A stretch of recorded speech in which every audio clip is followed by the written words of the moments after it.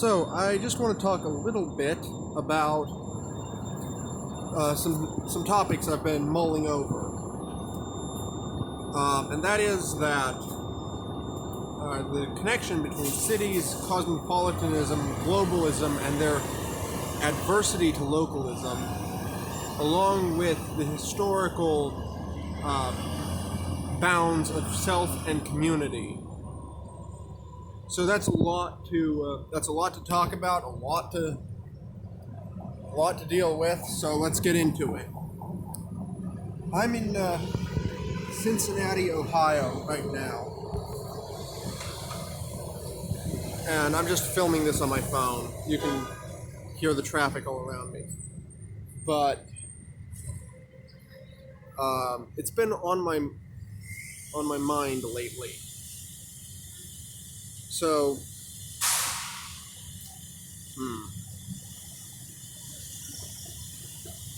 modern cities are far, far and away larger and more crowded and more noisy and, well, bigger than any city in history. I come from what is nowadays a small town. We only have about 50,000 people. And that in and of itself is something that I find possibly frightening, that I think of 50,000 people as a small town.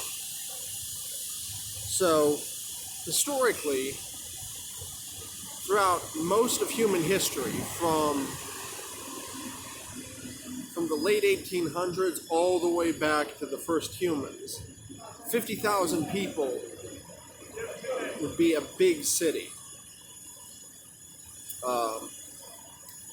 There are outliers. Ancient Rome may have had up to 1 million.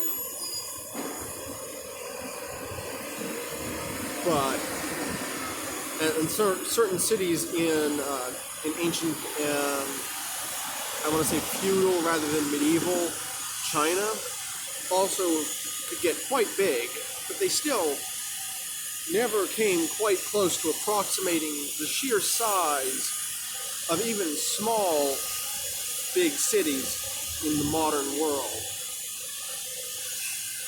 A statistic I like to cite is that modern-day New York City has 1 million more people than medieval Spain, than the entirety of the Iberian Peninsula in the year 1500.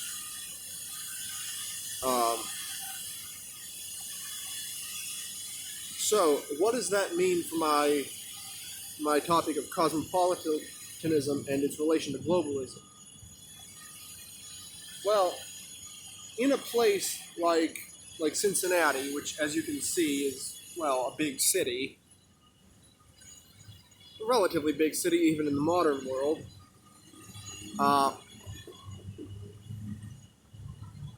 it's an ant hive. It's not properly on a human scale. The buildings are outsized beyond belief. There's very little opportunity for you to know who works next to you, who lives nearby. You are very personally bounded. You don't have much communication with your neighbors. And your neighbors, by that I mean your direct next door neighbors, not particularly those people you work with directly, but those people who live around you. You're very unlikely to know their names. You might know what their faces look like, or you might not. They might move in and out in ways that make it very difficult to come to know them. So you're very personally bounded. While at the same time, because of that, you are very open in your understanding of community. You're socially very loose, because it's very hard to find a direct social group in your vicinity. Instead, you have to find your social group through either your co-workers or people you meet online, or something to that effect. There's not a lot of community aside from what you can find by going away from the place you live. So people who live in large cities are sort of predisposed to be favorable to that method of life. They're very likely to have that cosmopolitan view set, and that cosmopolitan view set is very easy to expand outward into a globalist viewpoint, where you can come to think of yourself as a citizen of the world, which personally I find to be an idiotic idea, because to be a citizen of a place, you have to be local to it. You cannot make yourself local to the entire world, no matter how much you try. And I say this as a kind of benefactor of that globalist tendency. I'm sitting here drinking a Starbucks coffee,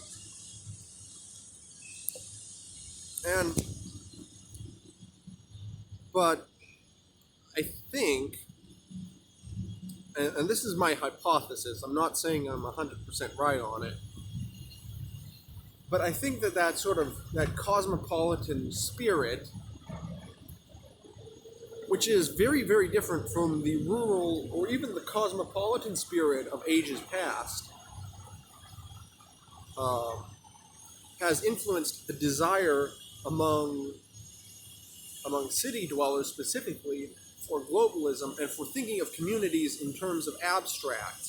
So they'll talk about the black community or the gay community or something to that effect, which are not communities that I recognize to exist. Those are traits. Those are not bases of community. Community is what you find in, well, your community, those with whom you live and work and play for long periods of your life. So like I said, I come from a smaller town, Middletown, which is about halfway between Cincinnati and Dayton. And we there, I know my neighbors. I very much am in the community of Middletown. I am not,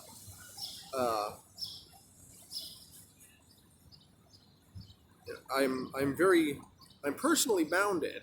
I know who I am. I know where I stand. I sort of know my place in the world as a person. And let me rephrase that, because I've gotten my phraseology. I'm personally less bound. I can be more expressive of myself within the limits of my direct community. However, I'm very socially bound. I'm within that social group that is my local community. It is those people, those places, and those things which are local to me. That is my community.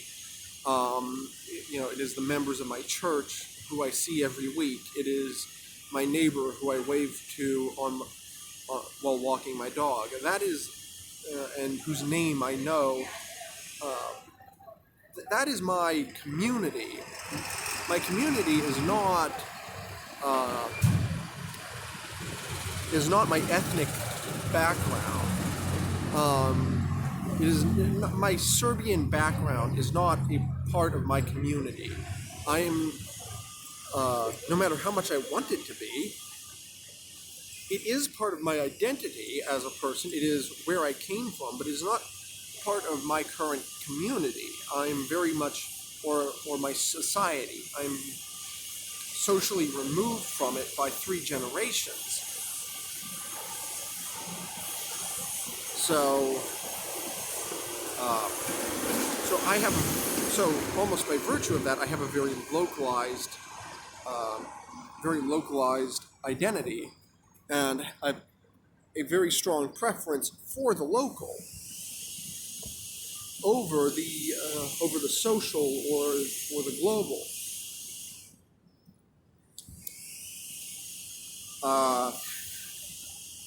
By the way, apologies for all the stuttering, but I'm trying to formulate my thoughts and not doing a terribly good job. But, be that as it may,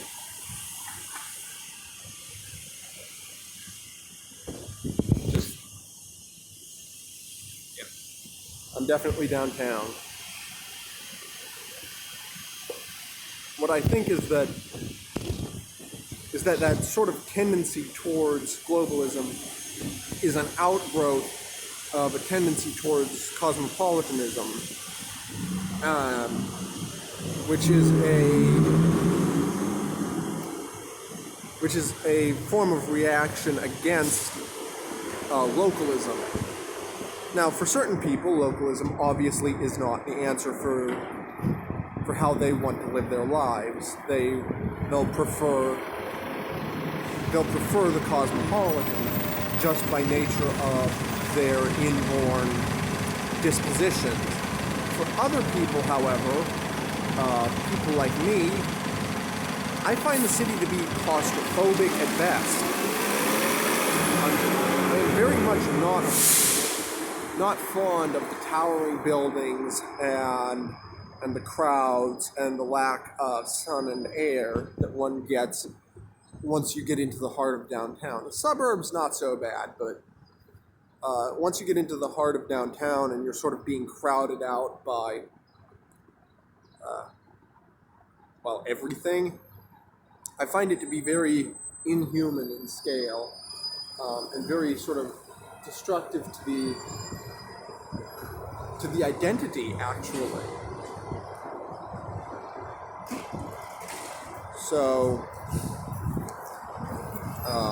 those are just some thoughts. It's I'm more expounding a starting place than an ending place with this video. So I'm not sure where this will end up going. I'm not sure where my thought process on this subject is going to take me. But it's a start. It's the idea that very socially bound but personally open individuals will tend to prefer smaller communities, whereas very socially open but personally bounded individuals will tend to prefer large city environments where they become more anonymous, but their desire for community doesn't go away, and so they have to invent identity group communities that don't necessarily, by all logical standard, exist.